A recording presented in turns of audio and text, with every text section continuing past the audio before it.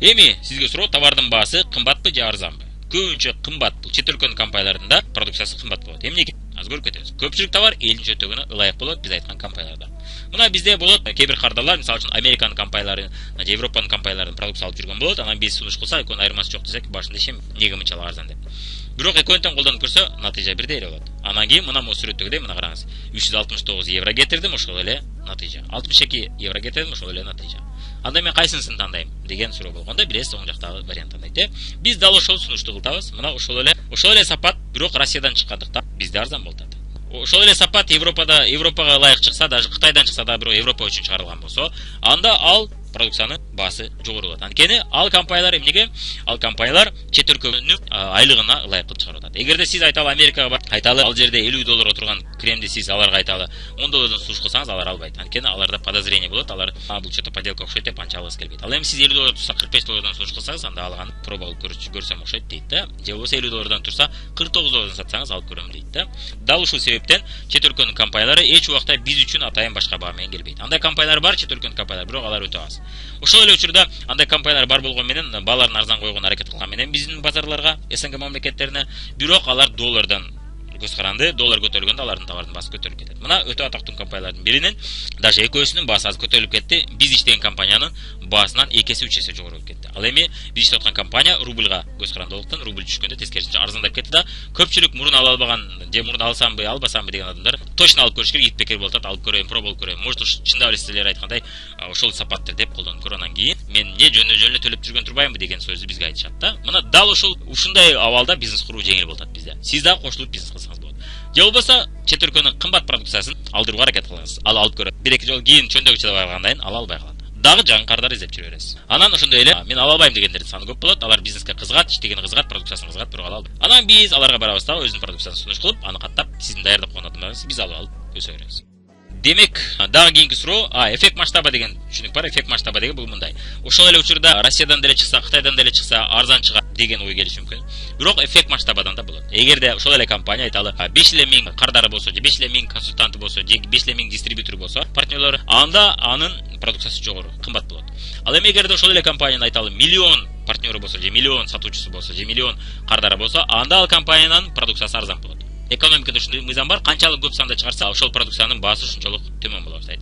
Мына биринчи чыккан лампалар өтө кымбат болгон. Кийин Томас Эдисон деген киши үстүнөн иштеп отуруп, аны арзандатты, 4 жыл ичи иштеп отуруп. 4 жыл ичи бекер, наоборот, минуска иштеп отуруп, аны 4-жылы лампанын баасы арзандайт. Ошондо 4 жыл бою минуска кеткен акчаларын кайра чыгып. Неге? Производство чоңойт. Демек, суроо талап чоңойот, адамдар колдонуп көрүп, эми жакшы экен деп бир-бирин айтып баштайт. Анан кийин ошол лампаларды алганы даяр болгондор көбөйгөндө, суроо талап көбөйөт да, алардын саны, лампалардын саны көбөйүп кетет да, лампа арзандап кетет. Демек, эффект масштаба деген ушул экен. Биз иштеп аткан компанияда 5 миллиондон ашык консультант бар. Бул деген анын продукциясы арзан болот, кымбаттап кетпейт. Себеби дегенде көптөгөн адамдарга чыгат. Кээ бир Кыргызстан компаниялары айтышы мүмкүн, биз өзүбүз чыгарабыз деши мүмкүн, бирок Кыргызстанда суроо талап аз болгондуктан анын продукциясы эч убакта Россиянын чоң компаниясы менен тең тайлаша албайт. Анткени эффект масштаба иштейт. Жана ошондой эле СНГ мамлекеттерине ылайык кылып чыгарат Россия, Кыргызстанда СНГ мамлекеттерине ылайык кылып чыгарайын десе дагы эффект масштаба аларда болбойт экен. Катталуу акысызбы? Ошондо көрүңүз, Кээ бир компанияларда катталуу 1000 сом турат, кээ бирлеринде 2000 сом турат. 200дөн 1000 сомго чейин турат катталуу. Биз иштеп аткан компанияда катталуу акысыз, онлайн каттап коебуз. Андан акча сурап отуруп эткенсиз. Алгачкы старт товар алуу. Мына ишти баштоо үчүн, бизнес баштоо үчүн канча 1000 сомдук товар алыш керек?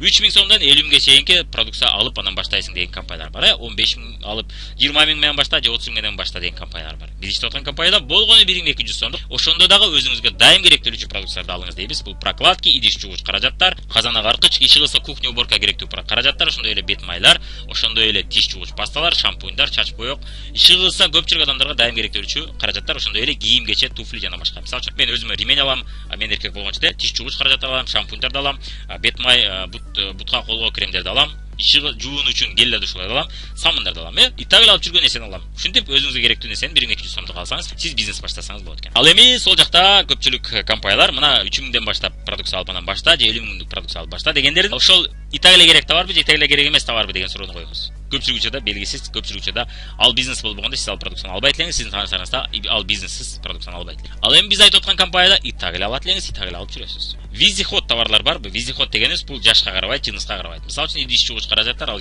самын визиход товар, шампунь визиход товар. Жашка карабайт экен, жыныска карабайт экен.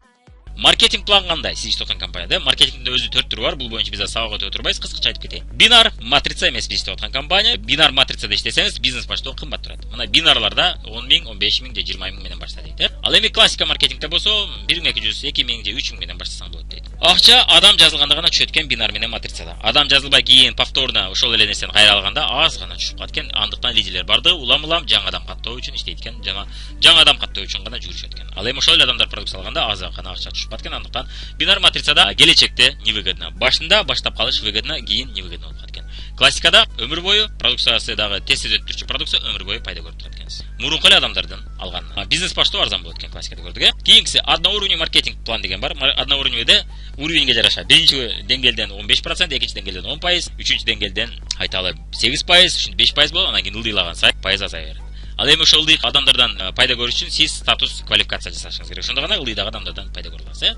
Бирок мындай компанияда сиздин статусуңузга ылдыйдагы адамдар таасир эте албайт. Демек сиздин ылдыйдагы адамыңыз өтө күчтүү чыкса, анда сиз пайда аз көрүп каласыз. Ал эми өзүңүз жазган каттаган адамдар күчтүү иштесе, анда сиз пайда көрүп аласыз. Демек бул пешенеге окшогон нерсе экен. Бирок көпчүлүк бизнестерде, компанияларда мен көрүп жүрөм, деги эле тармактык маркетингде лидерлердин көпчүлүгү ылдыйдан чыгат экен да. Бирөө аркылуу келип калат экен. Өзүбүз жеке өзүбүз лидер табуу кыйын. Андыктан мен көрүп жүрөм, ушундай одноуровневый маркетингде компаниясында иштегендерди көрүп жүрөм анча-мынча. 3 жылдан бери же 5 жылдан бери лидермин, бирок айлыгым 10 миң дегендерди көрүлө жүрөбүз. Эмнеге? Ал эми Москвага мен 3 миң доллар товар жөнөтүп атам дегенди көргөм, таң калгам. 3 миң доллар жөнөтүп атсаң, ага 10 миң чыкпаш деп, ага көп чыгыш келет деп. Анан кийин мен одноуровневый маркетинг билгендиктен мен түшүндүм.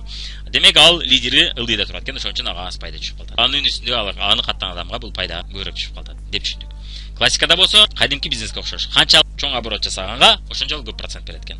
Астындагы лидерлерден чексиз деңгээлге чейин акча түшө берет экен. Демек сиз күчтүү лидер болсоңуз, сиздин астыңызда күчтүү лидерден да пайда көп чыгат экен. Ылдыйда 10-чу, 15-чи адамыбызга карабайт экен, статусуңузга 10-чу, 15-чи адамдагы таасир эте берет экен. Ал эми биринчи адамыбыз слабый болуп, 15-чи адамыбыз күчтүү болсо, сиз күчтүү директор боло берет экенсиз, жана көп пайда көрө берет экенсиз. Маркетинг планынын түрлөрү аттуу видеону көрүп кетсеңиз болот. Эгерде кызыксаңыз, мына видео маркетинг планы, кайсынысы көп акча төлөйт, кайсынысы сизге ылайык. Ошону түшүнүү үчүн менин атайын сабагымды көрүп кетсеңиз болот. Мына YouTubeга кирип Мирлан Батырханов маркетинг планынын түрлөрү деп жазсаңыз, менин видеом чыгып калат. Ошону көрүп толук түшүнүп алсаңыз болот. Бул маркетинг планынын түрлөрүн, жана ар бир маркетинг планынын өзүнүн плюс минусу болот. Ошону билгениңиз жакшы болот. Аны билгениңиз бул жаман же жакшы деген максатта айтуу үчүн эмес, сизге туура келеби же туура келбейби, сиздин көз карашыңызга, сиздин приоритетиңизге, сиздин акча табуу приоритетиңизге туура келеби же туура келбейби. Мисалы үчүн мен пассивдүү доход көргүм келет, пассивдүү пайда. Мурун жасап койгон ишиме дагы да пайда көргүм келет. Ошол маркетингди тандап алгам, ошондой компанияны тандап алгам, ошондой продукцияны тандап алгам. Эмнеге Фаберик? Эмнеге биз Фаберик компаниясын тандадык жана сизге эмнеге Фаберик компаниясын биз уверенно ишенип 100% кепилдик бере алып сизге сунуш кылдабыз. Россиянын бул дүйнөдө эң чоң MLM компаниясы, тармактык компаниясы экен да. Азыркы учурда эң чоң Россиядан чыккан компания. Ал эми сизге айтып кеткендей, биз Россиянын компаниясынын жакшы жери, баалары бизге ылайык болот, жана биздин менталитетке жакын. Биз Россия үчүн керек базарбыз. Ал эми биз Америка үчүн керек базар эмеспиз. Биз 3-чү, 5-чи же 10-чу базар биз керек эмеспиз, Кыргызстан. Ал эми Россия үчүн биз керек базарбыз. Биз биринчи базарлардын бири экенбиз. Жана Россия менен Кыргызстан экономикалык жактан, тарыхтан көп жактан бири-бирибизге байланышпыз. Жана биздин адамдар англисчени түшүнбөсө да орусчаны түшүнөт. Ал эми Европадан жана чет өлкөдөн келген компаниялардын көпчүлүгүнүн материалдары англисче келет, жана продукциялар да англис тилинде чыгарылат. Андыктан бизге Россиянын компаниясы менен иштөө өтө пайдалуу экен. Бирок Россиянын компанияларынын ичинен эң чоң MLM компаниясы экен. Өзүнүн өндүрүшү бар, эл аралык стандартка жооп берет экен. Өзүнүн өндүрүшү бар дегенибиз бул демек продукциянын баасы дайым төмөн болот. Ал эми эгерде сиз иштеп аткан компанияда өзүнүн өндүрүшү жок болсо, башка заводдордон чыгып аткан болсо, анда ал завод договор бүтүп калса, жок силер менен иштешпейбиз деп коюшу мүмкүн, же болбосо бааны көтөрүп бериши мүмкүн. Баага өздөрү таасир эте албайт, өздөрү бааны башкара албайт. Ачылыштар боюнча 30дан ашуун эл аралык патенти бар. Азыркы учурда мына мисалы үчүн кислородный косметика жөнүндө менин видеом бар. YouTubeга кирип Кычкылтек косметикасы деп жазсаңыз көрөсүз. Мына эң бир күчтүү ачылыштардын бири косметикада. 40 миң компаниянын ичинен 86-чы орунда келет. Азыркы учурда косметика, парфюмерия саткандардын дүйнөлүк компаниялар ичинен мына 40 миң компаниянын ичинен 86-чы орунда ээлейт экен. Азыркы учурда дүйнөлүк топ 100ге кирет. Мына Россиянын компанияларынын ичинен бир гана Фаберлик азыркы учурда топ 100ге кирет экен. Жана Россиянын MLM тармактык маркетинг компаниялары ичинен дагы топ 100ге бир гана Фаберлик кирет. Тармактык маркетинг эмес, базардан, дүкөндө сатуу Россиянын компанияларында да эч кимиси 100ге кире элек экен, топ 100ге. Жана ошондой эле тармактык маркетинг компанияларында да эч бири 100 топ 100ге кире элек экен. Андыктан мына бул өтө күчтүү компаниялардан десек болот экен. Көптөгөн конкурстардын жеңүүчүсү. Бирок мен айтып кетейин, албетте Фаберлик компаниясы азыркы учурда бир гана косметика эмес, көптөгөн нерселер чыгарып атат. Бир атак косметика компаниясы болот. Ассортименти 1000ден ашуун, мына 1000ден ашуун болот. Ар кандай нерсени чыгарып отуруп, 5 продукцияга кардар көп чыгабы же 1000 продукцияга көп кардар чыгабы? Ушу суроого жооп берген аракет кылып көрүңүзчү. 5 биле продукцияңыз болсо сизде кардар көп болобу жана бизнеске кызыккандар көп болобу? Же 1000ге жакын продукция болсо ар бир адам өзүнө керектүү продукцияны таап отуруп бизнеске кызыгып калабы? 5 продукция менен миллион оборот кылуу оңойбу же 1000 продукция мененби? Кайсынысы менен миллион оборот кылуу оңой? Мына бізде Өзбекстанда фабрикте Өзбекстанда көптөгөн текшерүүлөр боло берип, кээде складты жаап, ушундай кыйнайт. Өзбекстанда иштегенде алар 5 продукция менен иштейт. Алар өтө кыйналат, дайыма айтышат. Силерге жыргалы, силер көптөгөн продукция менен иштеп атасыңар, биз кыйналтабыз деп айтышат.